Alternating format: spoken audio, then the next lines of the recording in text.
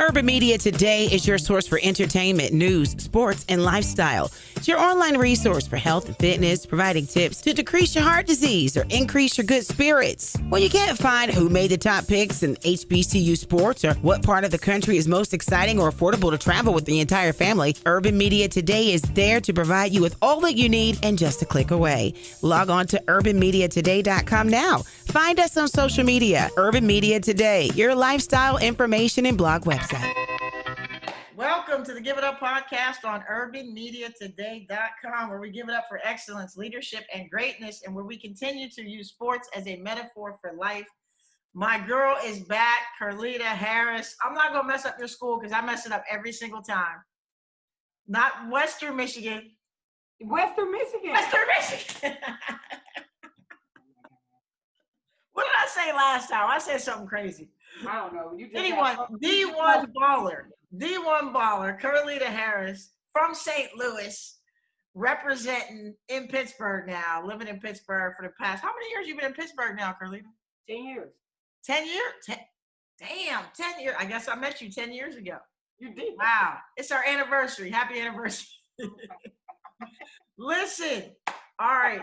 I like to say it every time. We're still dealing with a worldwide pandemic, you guys. So please continue to take care of yourself, self-care, wash your hands, socially distance, wear your mask, and just, take care of everybody that means anything to you, even the people that you don't know. So, look at this. Curleta is representing. Wear a damn mask. With the Steelers mask, y'all. Now I'm going to have to run and get a mask. What I got? I had my Black Lives Matter mask on earlier. Right. There you go. All right, so this week, we're going to talk about the NFL. Now, we haven't talked about the NFL on the podcast in a very long time. So we can give it 30 minutes. Yes. To be honest, I've only been watching the Steelers. But we're going to take it real quick. So let's start with something I know a little bit about, which is the Pittsburgh Steelers. So my first question is, I'm going to start with a different question I originally was going to say. Who is your favorite player in the Steelers, Curleta? Who's your favorite player? You know what? This might be it's a tie right now between Juju Smith-Schuster and TJ Watt. I love TJ Watt. I love him. He is remarkable. Like the energy that he brings every snap, like he's an animal. That boy is an animal. Yes. And I like Juju. This is why I like Juju, because he went through a trying time last year, not having a real quarterback to throw him the ball. And that's no tea, no shade to Rudolph, Duck, but they are just not quality quarterbacks, in my opinion, my humble opinion, non-football playing ever opinion. So I think that Juju kept a good attitude, and I think that he is showing a good attitude this year with the receiving core, especially with the emergence of Claypool. He's always celebrating. I just think that Juju has a great personality, and it's good to see a young man represent himself the way that Juju does on the field. I don't know him off the field, but on the field, he represents himself and what being a teammate is all about. And then TJ Watt, I just like his motor. That's what I'll say. The dude shows up every snap. I don't see him take a play off. Listen, he is in that backfield he's a problem. He is a problem for the other team. Serious. Like, he's a serious problem. Like, he is out here, his older brother is getting old. We got his other brother on the team, but TJ making a name for himself. Like, he's for real. He's representing the family well. Yeah, he is. Listen, I love both of those players. Juju, for sure. He got like a childlike sort of character. Remember, he was riding his bike when he first came. Right, but he is young. He is young. He's still young. He's only 54. He's amazing. And then TJ, it's just, to me, he represents everything that sports is all about. Like, I tell the kids all the time, be 100%er. Right. I'm giving 100% effort 100% of the time. And when you're 100%er, you have no regrets. Right. And I think that that's what he embodies, you know what I mean, on the field. So I'm with it. Yeah. So my favorite player, that's why I started with this question now. Chase Claypool. First of all, when I was in middle school, when all the girls were talking about what they would name their son, I said Chase.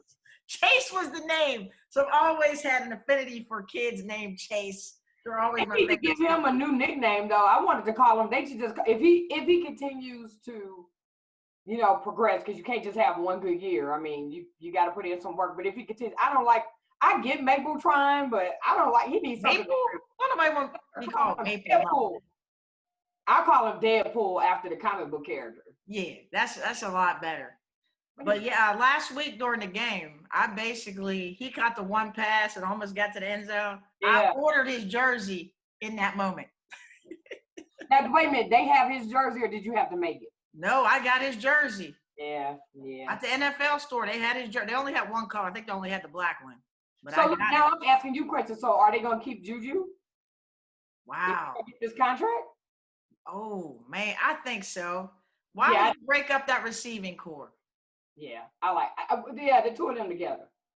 Because even if Claypool emerges to be like that guy, Juju already proved that he's a solid number 2 for sure. So absolutely. Yeah. Who knew Chase was going to be that good though? They were high on him when we drafted him. We just like Bush. Everybody was like, okay, let's see what he got. Yeah.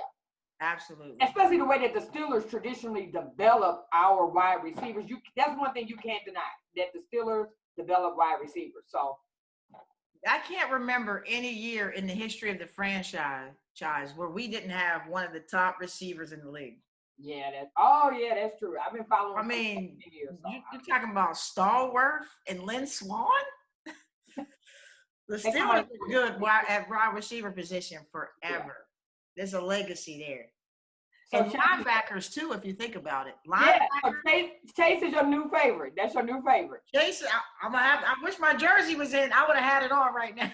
All right. I didn't get my jersey yet. Yeah. Did you see his interview with Pat McAfee? He's very confident, but not like cocky yet. So. Oh, that's appealing. Confident, but not cocky. That's like, yeah, the rookie camp. He was like, camp this year was not that difficult. Like, you just have to watch. Like, I'm gonna have to look it up. And like, Pat, they were looking at him like, oh, it wasn't that difficult. They see some they were in shock. They were like, all right. Okay, whatever you say. Yeah, remember that next year when you go to camp. Oh, yeah. You don't want to say that out loud because they're going to get you next year. Like I said, he's young, he's confident, but not like confident. They got a long memory that will be difficult next year. Absolutely. Okay, so let's talk about the Steelers in general now.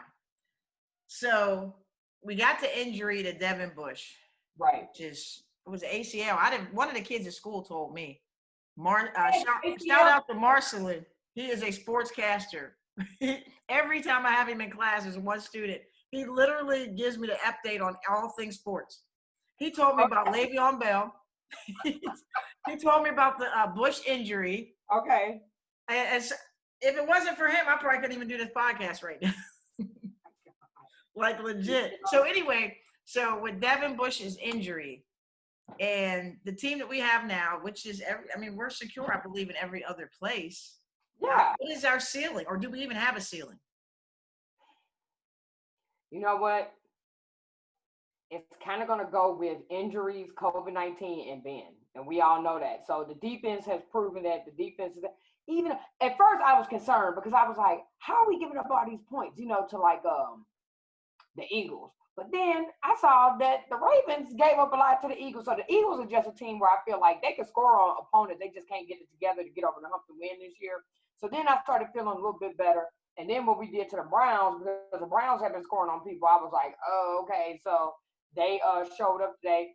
Devin Bush injury, I'm not too concerned about it because it's just one man out of a whole cast of a defensive team that we have this year. So, right. It's a big loss, but I want to give a shout out to a fellow WMU Bronco. Robert Spillane came in behind Devin Bush. And that's what I was going to say. The rest of that game. So let's go Broncos. Spillane. Listen, I didn't know his name, Curleta, but that dude came in and was doing his thing. And he is from Western Michigan. Let's go Broncos represent. Okay.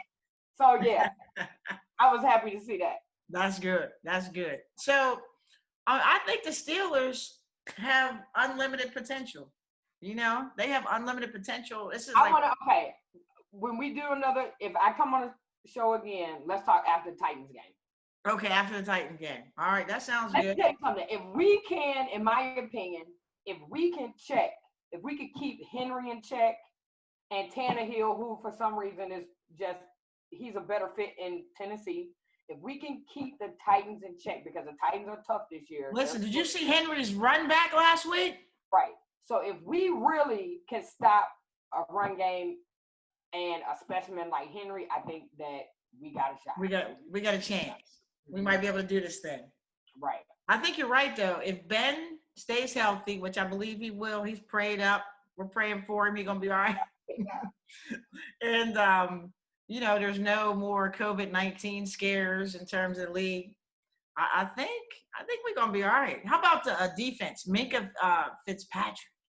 Was he the one that caught the interception, the first interception the Browns game? Minka was the one that had the interception. So Minka was a prospect that I actually, when I heard that he wanted out of Miami, I really didn't think that the Steelers would do it because I don't think that they're known to go and make moves like that. Mm-hmm. But when they went, I tweeted like, "Go get Minka," because that's when we didn't have a quarterback.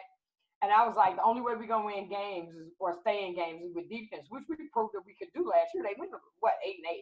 Yes. So that team got Minka, and I think that was also like a key. We needed that. That was a key pickup for us.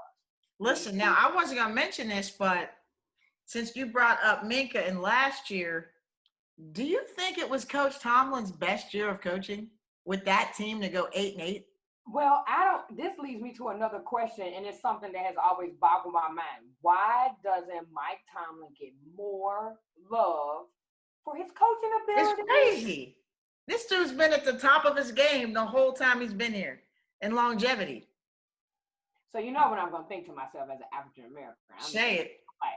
I'm black and I'm proud. Say it out all loud. of these people and all of these coaches and getting all of these accolades and things like that. Like, look at Mike Tomlin though. Like, you can no longer say like, oh, he did it with a team that he inherited from, Coward and all of this stuff. Like, he has consistently won. He has consistently gotten that team to winning seasons. Like, stop.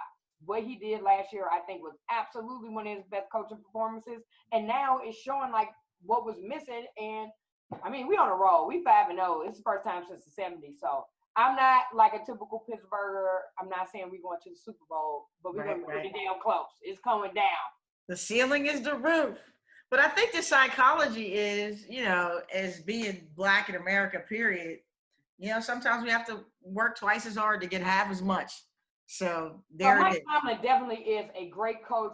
You never really hear, even in the like whole Antonio Brown and like the saga, you really don't hear them talking about Mike Tomlin too much. Every coach in different situations, they have favoritism, so I don't even want to hear that.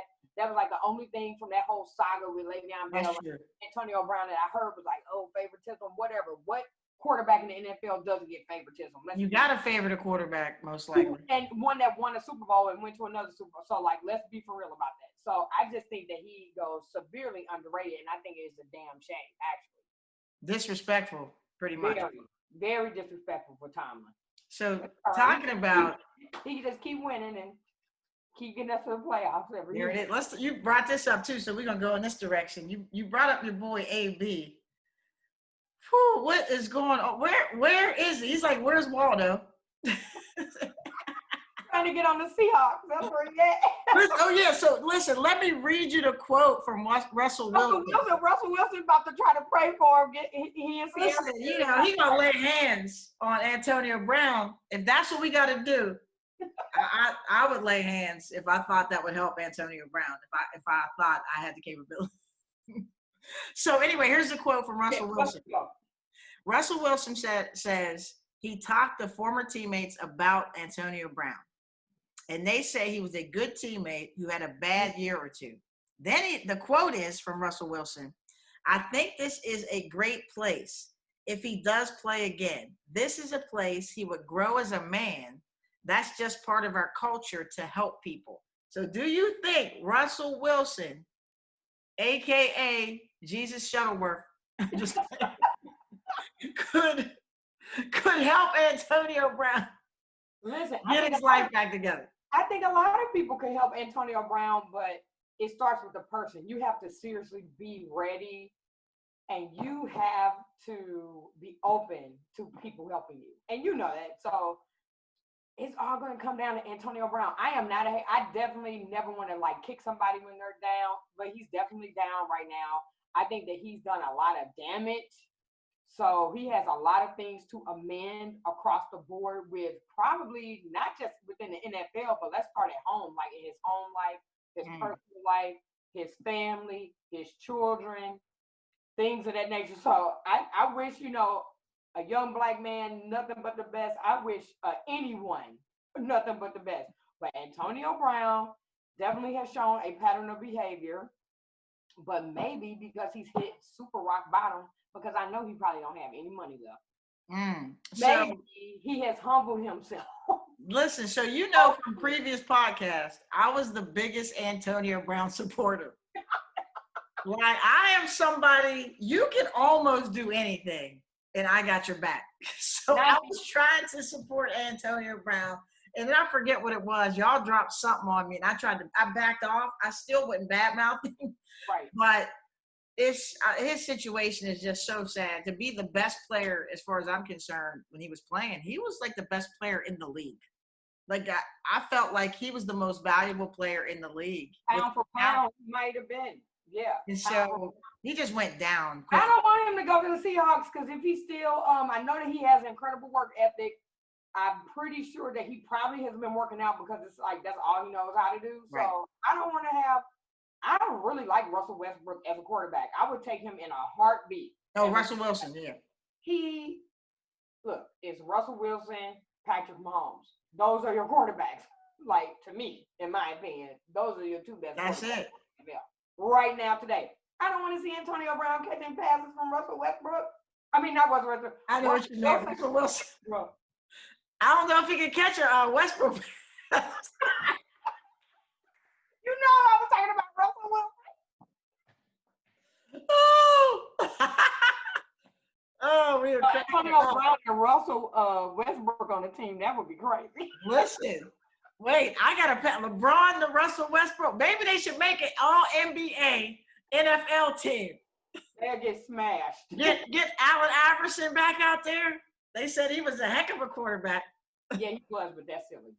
Listen, yesteryear, that was back in the 90s. What do you think about, do you think that, a team, no, this is serious, because the Seahawks really have something good going right now, I feel. Yes. Do you think a team like the Seahawks with everything good going for them, they should take that chance on?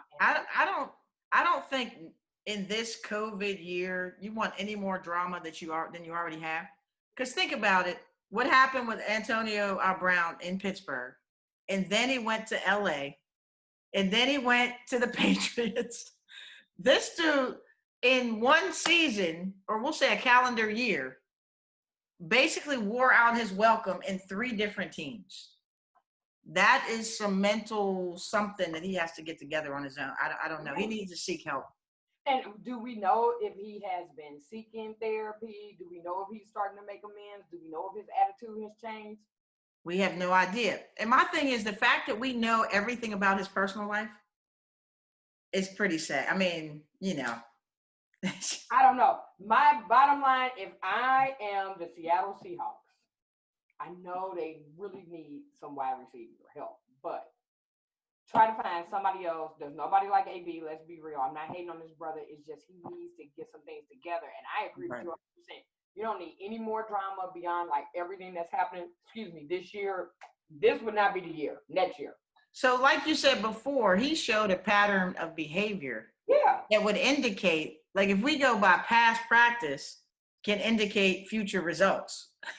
So it's not that hard to anticipate what could go on. And I'm not saying that we don't give people second chances, because I'm all about second chances. I say forgive. He had a chance in New England, and he done had second and third and fourths and fifths. So he might have. What's the quote? I live by that. When somebody shows you who they are. Let me say it with you. Believe them. Yeah. Maya Angelou. Let's go. I can see Antonio Brown catching 5 touchdown passes and acting a fool. And think about it. He was never like that on the field, though. But he started. He went something. I don't know. I wish we knew more to help him, but we don't. money and fame will show you the real person every time. That's true. I guess I don't know. I guess it can reveal who you are. Because, like, you know, Ben Roethlisberger is not my favorite, and he has done some crazy stuff in the past, but, like, even Ben Roethlisberger, like, calm down. But he overcame, for sure. He calmed down. Yeah. I was literally just having this conversation the other day. We can go to Ben Roethlisberger because, you know, I've had a few experiences with him. I've met him. I've taken pictures with him.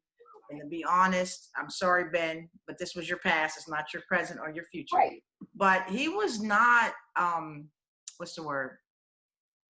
Welcoming to children. And so when I witnessed that, I was like, that's not good. When you're not, you know, I believe that athletes should be role models, want to be role models. And in my philosophy with role models, and we talked about this on the podcast before too, is that you don't have a choice whether you're a role model.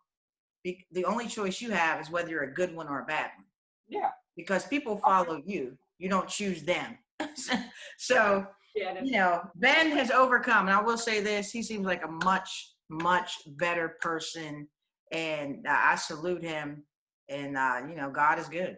Like, I think he took the ultimatum and said, I have to make a change or I'm out of Pittsburgh. I think the Rooneys were this close to. Right. And they don't care when you get to a certain point. And that's an example of someone, even like Brandon Marshall, somebody like, you know, I have these, you know, issues that I need to deal with. All human beings have. We all have something, some more severe than others. But like, even like Brandon Marshall, you can use him as an example. And I mean, like, look at the things that he's doing now. So like, I don't know if it was me, AB, no, I'm not putting. And then we could also look to, Ray Lewis. I mean, people have overcome some stuff. Ray Lewis. He really overcame some stuff. Ray Lewis. He's an overcomer. Yeah, he's overcome. Sometimes he needs to be quiet, but okay, go ahead. Next. I know what you're saying. Okay, so believe it or not, we don't have that much time left. It goes fast. We're good though. So we talked about Antonio Brown, and remember we had the killer bees. It was Ben, it was Brown, and then the last bee was Bell. Right. So as you know, and everybody else knows, Le'Veon Bell left Pittsburgh after sitting out because he was looking for more money. That's okay. That's all right. That's all good. I probably would not behave in that manner, but it was good for him. And then he went to the Jets and basically fizzled out. Is that what they say? But the Jets are the worst. I think that's the worst. I was going to ask you about the Jets after this. We'll talk about the Jets if we have time.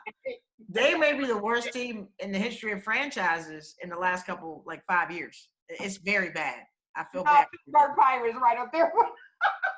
Now, don't hate on the Pirates. Stop. No, Pirates is better. At least they make the playoffs. Like, there you go. There you go. Yeah. But so Le'Veon Bell left here, couldn't get the money, went to the Jets. They gave him money.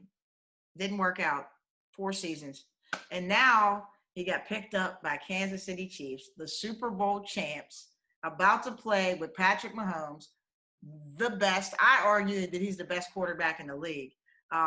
What do you think about this acquisition? And what does it mean for us, the rest of the league, or Le'Veon Bell? Well, first of all, for the Steelers, don't mean nothing because if we can stop Derrick Henry and we can stop that run game, I just want to see this Titans-Steelers game. That is what I'm like kind of measuring a lot on because I feel like the Titans are a team. That's a test. Like, okay, you know, you have tests. And now the Steelers are getting ready to get into the hard part of the schedule. Titans, Ravens. Here comes the real schedule. You know what I mean? You got to, you know, play the Browns again and all this kind of stuff. And travel. So, Bell with the Chiefs. Now, secretly, I was talking to my brother's friend the other day.